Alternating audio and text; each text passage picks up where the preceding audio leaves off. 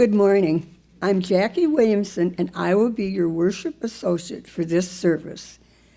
This service is being broadcast live on YouTube and will be available as a recording on the UUFCC YouTube channel after the service. This is a good time to please turn off your phones. For those of you joining us virtually, you may wish to have a chalice or candle available for our chalice lighting ritual. Welcome to those who are watching on YouTube, and welcome to all here at the fellowship. Each week we gather together, even as we are in many different places, and whether our sacred space be virtual or live. You are welcome here at UUFCC, no matter who you are, no matter where you came from, no matter your background or spiritual journey. We know you come here for different reasons: to find community, to seek your spiritual and personal truths, to ask questions, to nurture and be nurtured, to explore new ideas.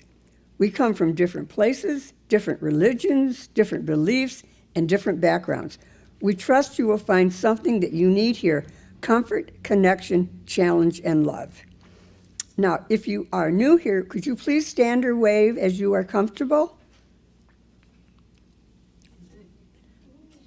I doubt it.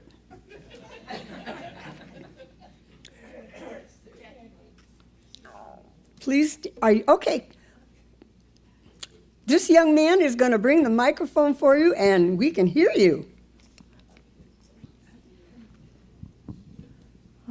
Good morning. My name's Amanda. This is my daughter Olivia, and we are here just visiting for the weekend from Northwest Florida to see Mom and Grandma Janet. Okay, wow. Welcome.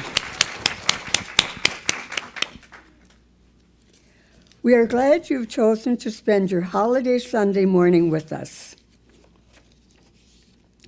I have much gratitude to everyone who has contributed to making today's service special. Our welcoming team, decorating tech teams, and musicians. Our behind-the-scene folks, the office, the worship associates, the board, building and grounds, and cleaning folks. And those who are taking turns caring for us by making coffee, goodies, and cleaning up after the service.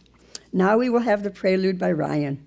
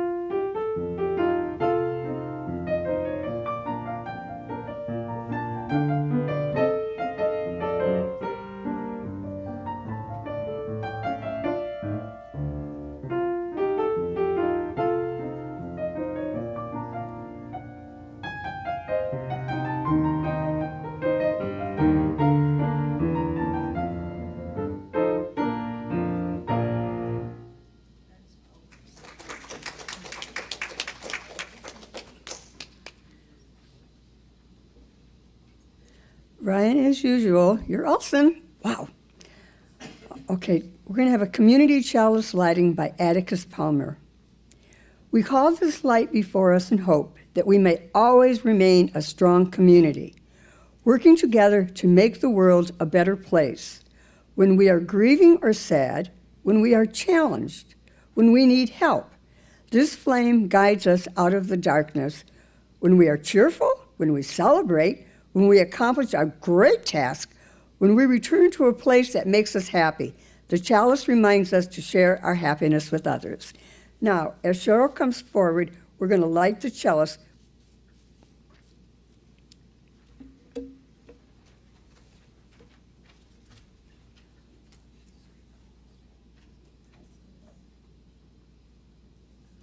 Symbol of transformation. It takes two.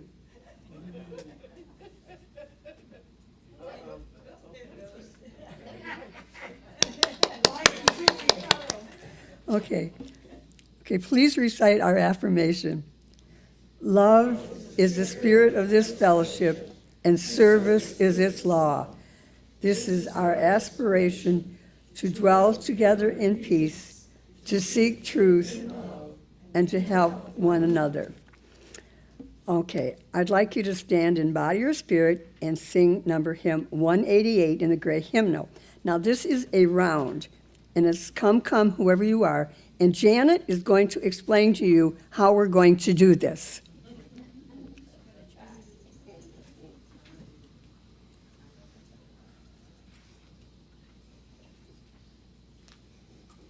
Jackie was supposed to do this, so next week she'll be singing a solo, so make sure you're all here. Okay, we're trying to make this uncomplicated. We're going to sing it 3 times.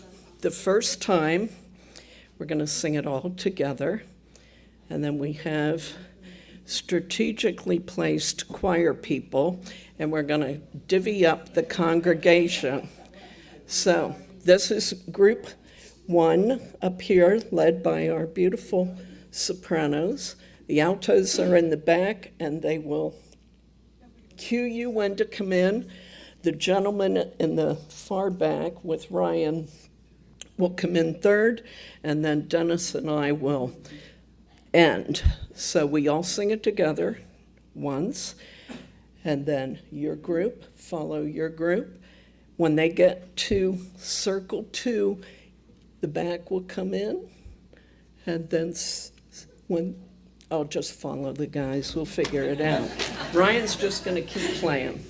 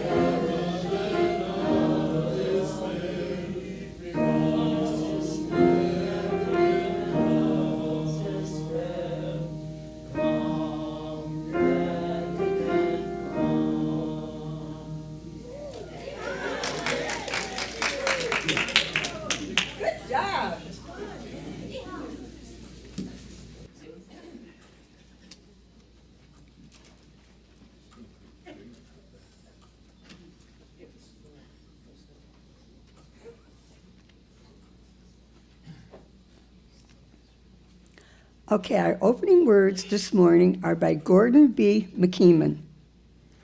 We summon ourselves from the demands and delights of the daily round, from the dirty dishes and unwaxed floors, from unmowed grass and untrimmed bushes, from all incompleteness and not yet startedness, from the unholy and the unresolved.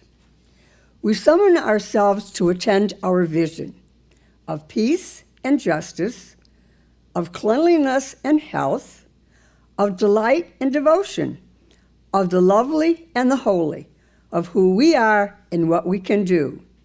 We summon the power of tradition and the exhilaration of newness, the wisdom of the ages and the knowing of the very young. We summon beauty, eloquence, poetry, and music to be the bearers of our dreams.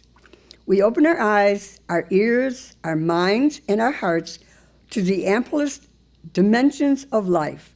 We rejoice in manifold promises and possibilities. Okay, now we have our Book of Life, which offers you the opportunity to share your joys, sorrows, and life milestones with the rest of us by writing them in the Red Book, which Mary Lou kindly is bringing it up for us.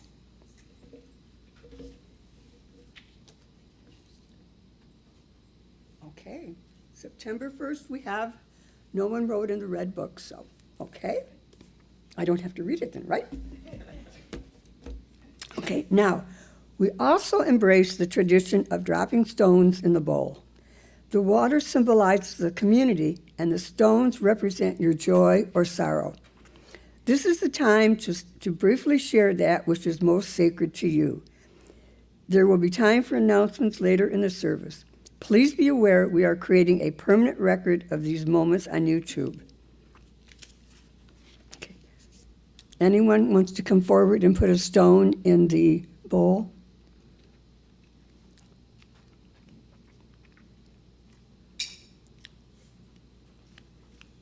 Good morning. I want to say about a joy we had with ELL, with tutoring students from other countries. So the school year is about to start, and there was an orientation on Thursday, and we had a lot of new members from here who are giving their time to help children of all ages, tutoring to learn English.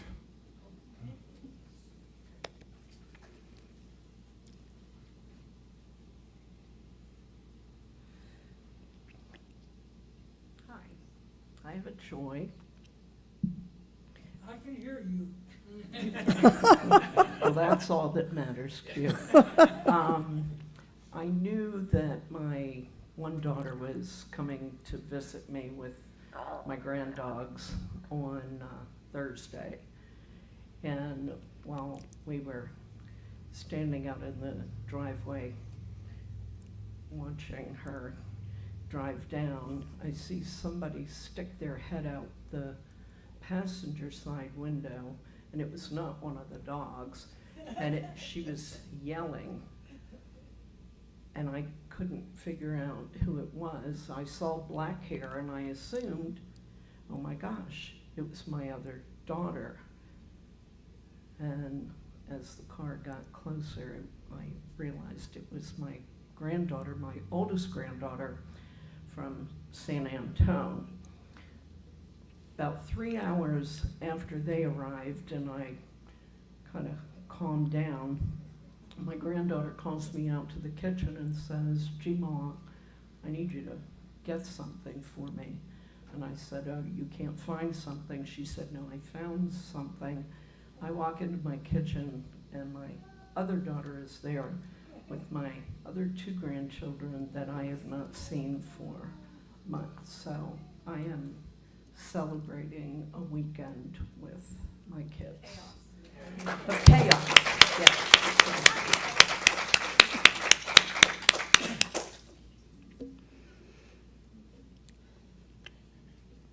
Sometimes I'm just like pushed out of my seat. I don't know why. Did any of you ever go to Quaker service? You know, I'm from PA. I've been to Quaker service, where everyone just sits silently until all of a sudden someone's motivated to say something. So, this is it. Oh my God, I'm so glad to see you. This is our beat poet, Andrew. We had Poetry Sunday last week.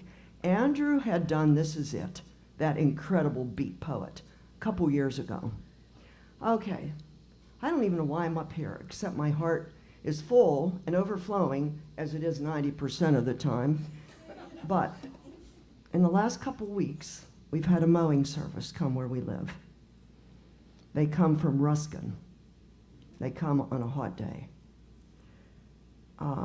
Someone from Honduras, someone from Cuba, someone from El Salvador.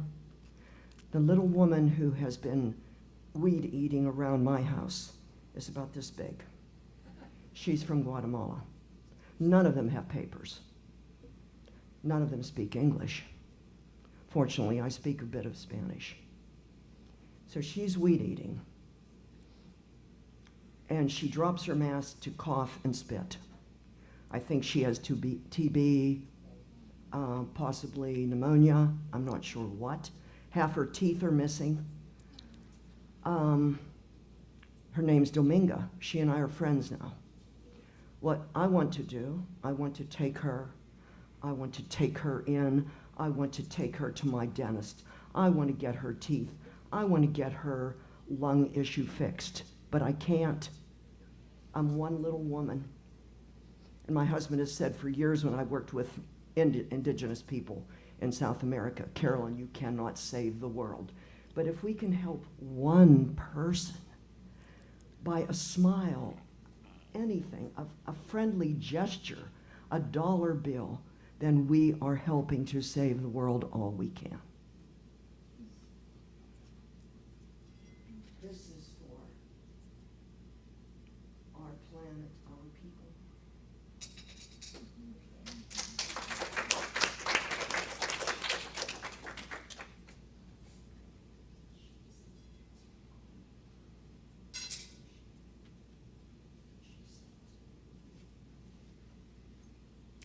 This last stone represents unspoken joys and sorrows in our hearts. May we hold those and each other in love and tenderness so that this fellowship may be a source of strength and comfort, courage and hope in the days ahead. Please join me for a moment of silence.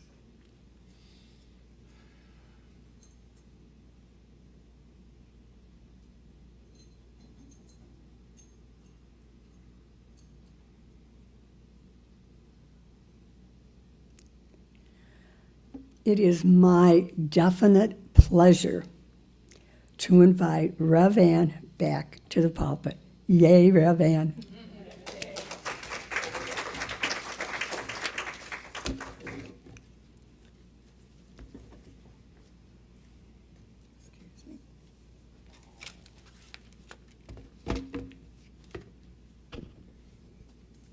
So what will be the sign if I don't meet your expectations?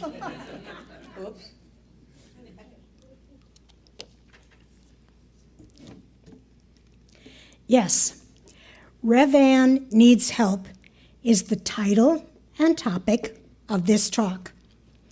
2 members of the staff checked with me personally due to the unpleasantness in early August.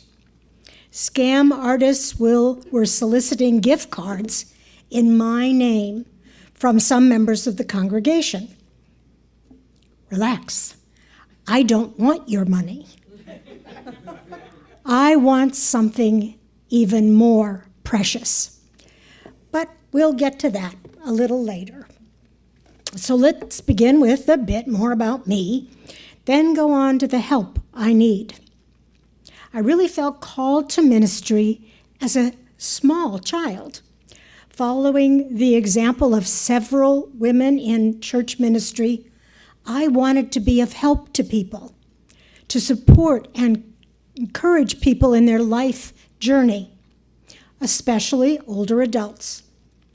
I took a rather circuitous route, but ended up preparing for ministry at the Gettysburg Seminary in Gettysburg, PA. There I learned many facets of ministry, tools to facilitate people's spiritual growth, and how to minister to people in grief, matters of sexuality, older adulthood, and life transitions, both joyous and sad. I studied spirituality and spiritual guidance. I did clinical pastoral education at Lancaster General Hospital and practicums in nursing homes and assisted living facilities. When I graduated, I felt reasonably competent to do a variety of tasks in ministry. Eventually, I found a liberal religious community in the Anglican tradition, but open to ecumenism and interspirituality, in which I was ordained.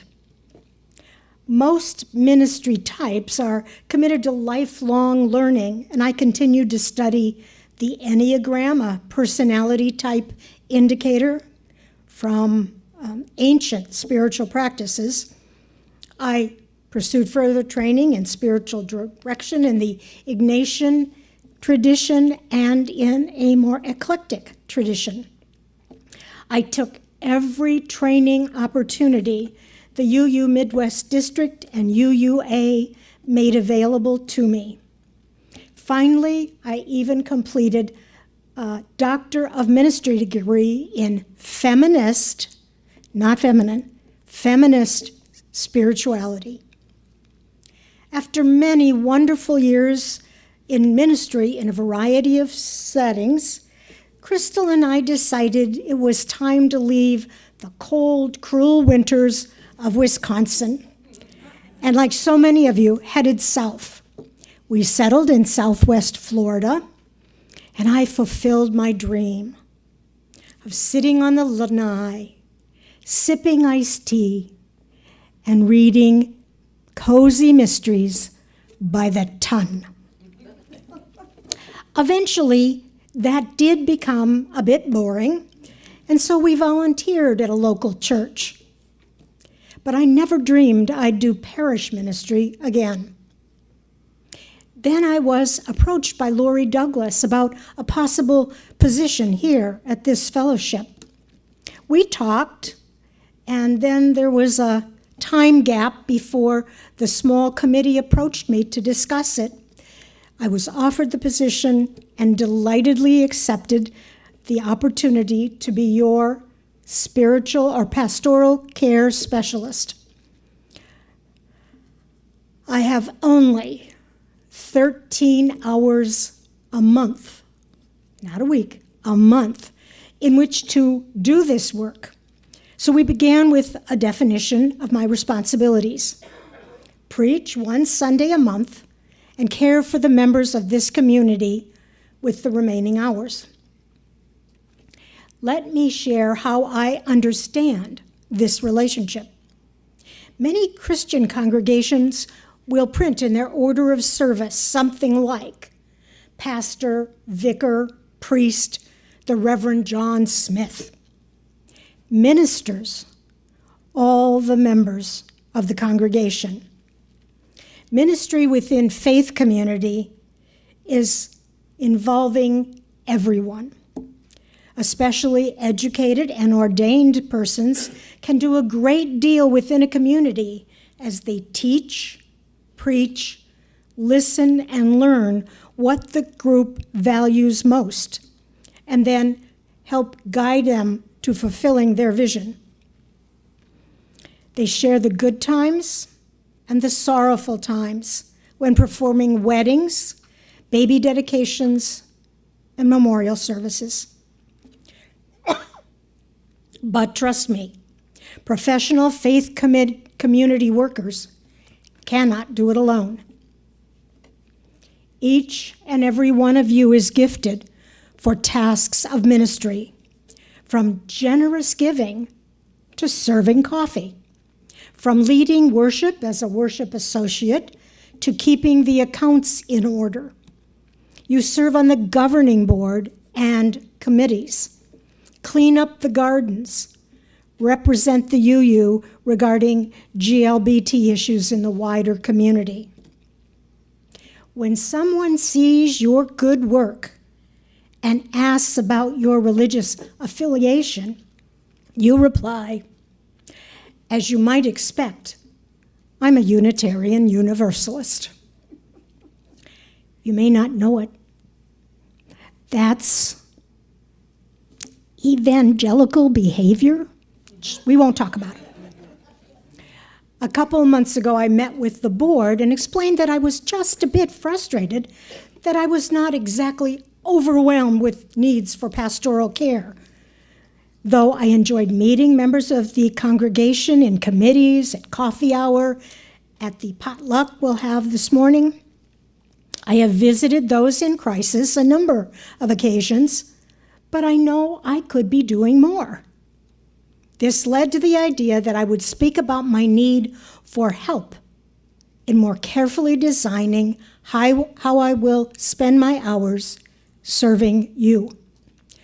I am now halfway through my first year-long contract. It's now time to assess how things are going from your point of view. In what ways has my presence here been helpful? In what ways would you like things to go a little differently? The question with which I most need help is, how might I effectively serve you? In terms of your spiritual journey, is there something within you that I might help make come alive? Would one-session classes in topics such as prayer, spiritual practices, facets of UUism, or a caregivers group be useful to many in the congregation? Should I spend my time in visiting folks in one-on-one conversations, or spend more time helping committees do their work? Most importantly, how will you join in the ministry in this congregation? What gifts are bubbling up within you that will enrich our shared ministry? If you enjoy and excel at committee work, please review all the options available and contact someone about serving in this way. But that is not the only way to serve.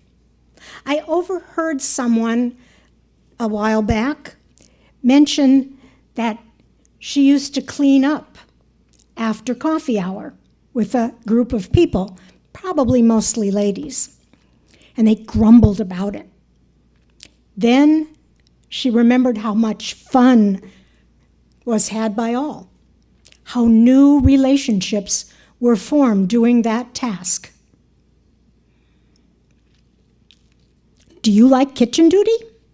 Then approach someone to join in that work. Many volunteers are needed for greeting and being worship associate, especially during the summer when some of our members go north and there are fewer people to do that work. Can you help? Check the weekly update or newsletter, and you will find many, many more ideas of how you can join the ministry of this congregation. By now, your mind is probably way ahead of me with thoughts as to how you can join in helping me and the community reach its goals. Some of you, especially those of you who may be at home, are thinking, wait a minute, Anne. I'm having difficulty with mobility. My vision is poor. I don't have transportation. What can I do? Let me suggest a most significant opportunity to serve. It is called by many names, but my favorite is a Quaker term. I will hold that issue, that person, that concern in the light. As you listen to the joys and concerns, jot them down, and during the week, take a little time to hold them in the light. You may be surprised how effective and powerful that act is. Excuse me. So now I'd like to suggest an assignment. 1, think about my first 6 months as your pastoral care specialist. Assess what you think has gone well and in what ways I might improve. Communicate with me, the board, by email or telephone. I will return your call as soon as possible. Just remember that all comments and suggestions will be carefully evaluated, but not all might be implemented. And number 2, envision how you might join in the ministry of this community. What can you do to be of service? And let the leadership know.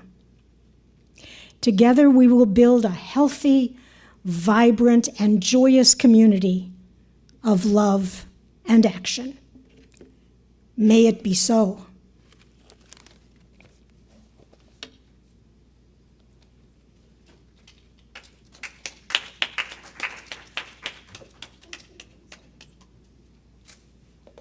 Boy, there's some food for thought.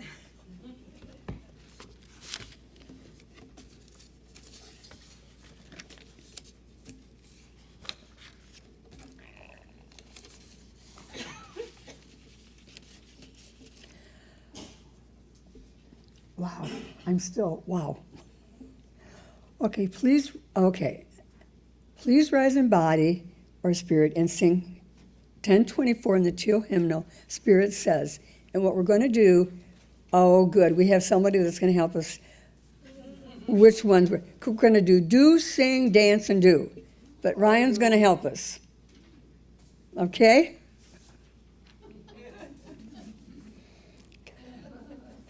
And then it'll be. And Sue apparently is going to do too. She's gonna do the choir.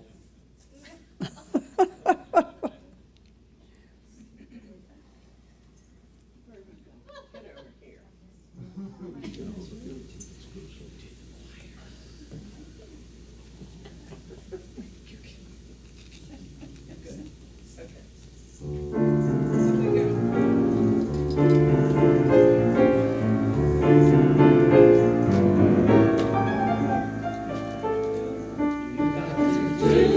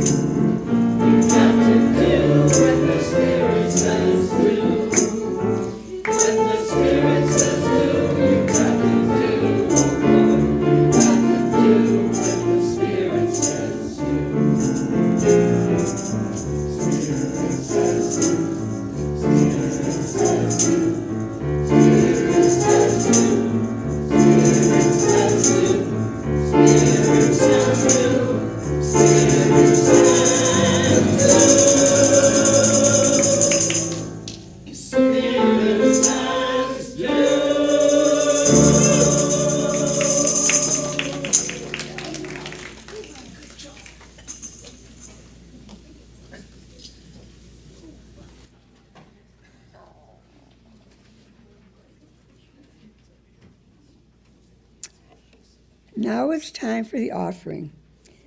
In the tradition of Unitarian Universalism, congregations exist because of the generous support of members and friends. It is our privilege and our responsibility to ensure the health and future of this fellowship. We have several ways you can give.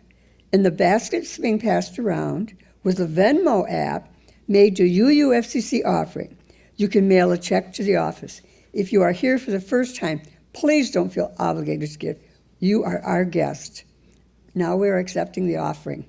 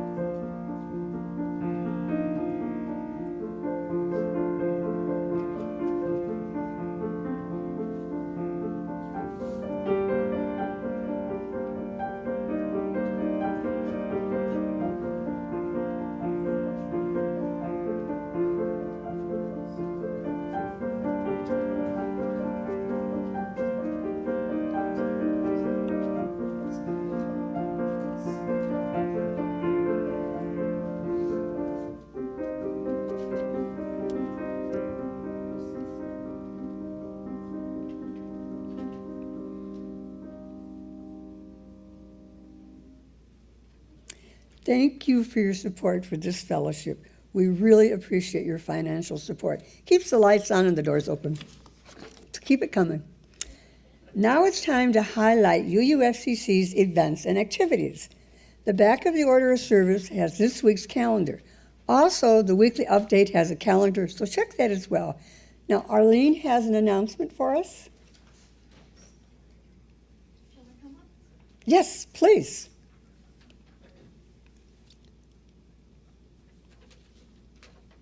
Yeah, sure. Good morning.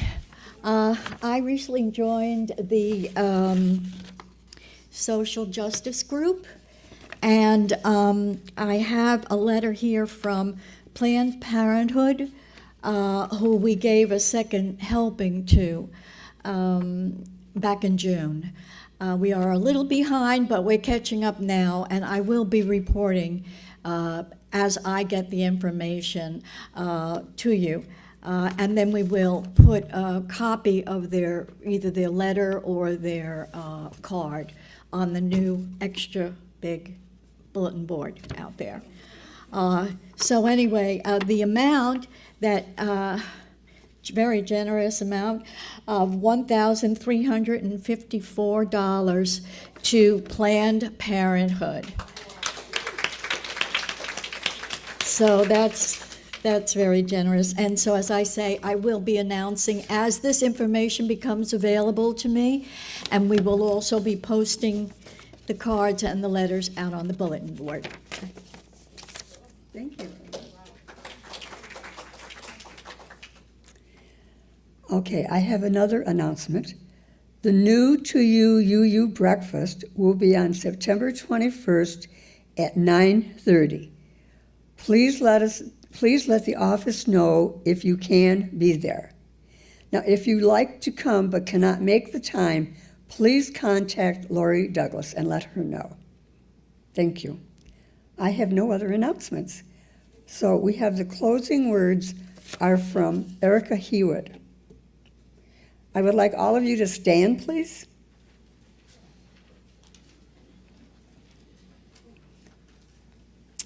Please turn to a person next to you and open your hands in this type of invitation.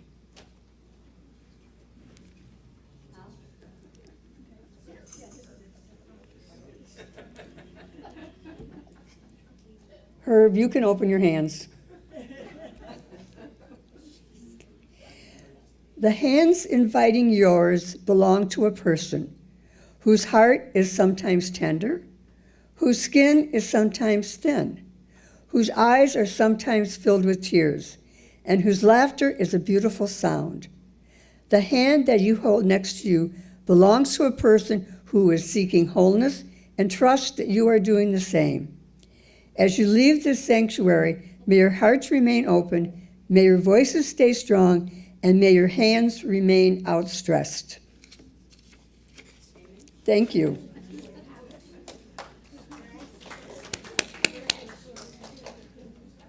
Now I invite Cheryl to come up and extinguish the chalice.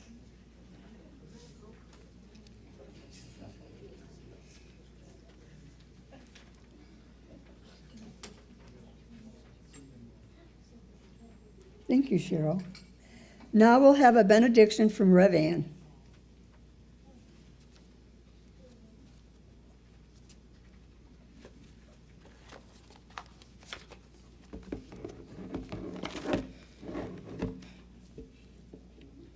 We end our gathering with gratitude for camaraderie, shared wisdom, goodwill, and the support we extend to each other within this community.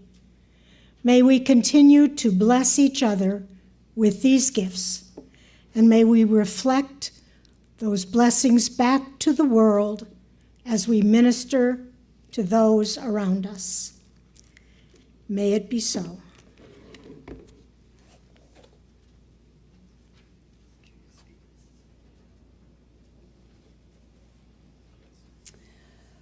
Okay, our closing hymn, I love this song, is hymn number 311 in the great hymnal, Let It Be a Dance. And please feel free to dance.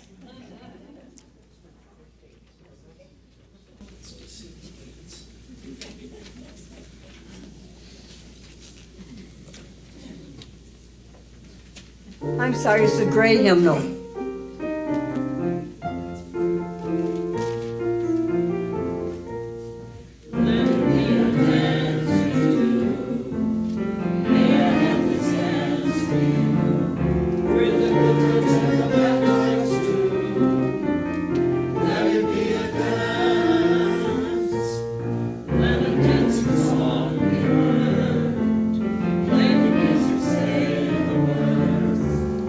Fill the sky with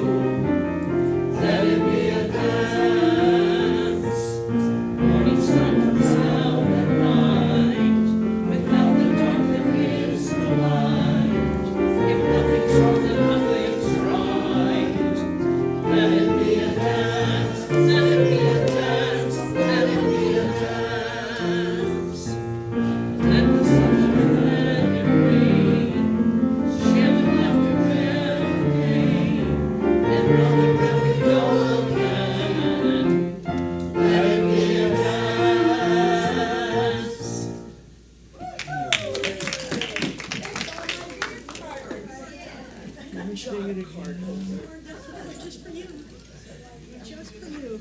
that every week, shall we? Okay. Woo! Okay, today is the first month potluck. Please join us whether or not you brought anything or not. Enjoy the food. And turn on your phones.